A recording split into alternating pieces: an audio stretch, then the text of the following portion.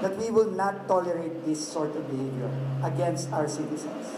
So we are hereby announcing the termination of all the people in the OTS who were involved in this incident. Tatlo. Three personnel. Hindi po kami nagdadalawa. We are not fooling around here. Hindi kami naglolo ko dito. Kung akala nyo naglolo ko kami, nagkakamali kayo. Kung akala nyo, ginagawa lang namin to for show, nagkakamali kayo. No, and the appropriate investigations will be conducted and the proper administrative charges will be filed after the investigation has been conducted. But now we are terminating them already today. I've already instructed General Bisnar to issue that order today. So again, please, sa lahat ng ating mga kasama sa DOTR family, because we are a family of people who are here to serve our citizens.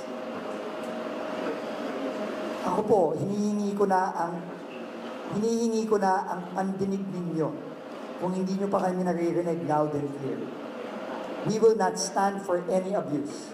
Any abuse will be met with the same result and the same swift action from us, as mandated and as ordered to us by the President himself. We will not allow this to happen.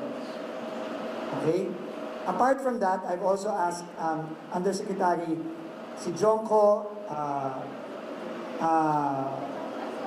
our head of OTS, General Bisnar, and our GM, Eric Hines, to review the procedures and protocols there. Again, no, sa screening ng security sa airport. Ako po, I have been a passenger at this airport. Awa ng Diyos, it has never happened to me, no, and my family. Pero kahit ako yan, yung nangyari kay Kai at kay Ma'am Ruth, talaga matotrauma ako dyan. Can you imagine? Apparently, and of course, this is all subject to final investigation, nakadaan na pala sila. Meaning they were already cleared. And apparently, they were rushing to meet to their gate para hindi sila mag-late sa flight. Alam natin lahat, as passengers, how stressful that is. Di ba? Nakaka-stress yun eh. Lalo na si Mami Ruth, medyo may edad na. Hindi naman niya makakatakbo. Di ba? Nakadaan na sila, binalikan pa sila. Tinatanong ko nga si General Bisnar, di ba mali yun? Hindi, tama yun ah.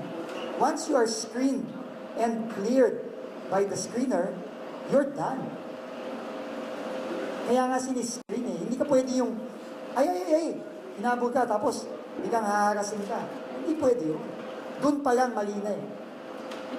Doon pa lang, mali. Okay, so, hindi natin papalampasin ito. And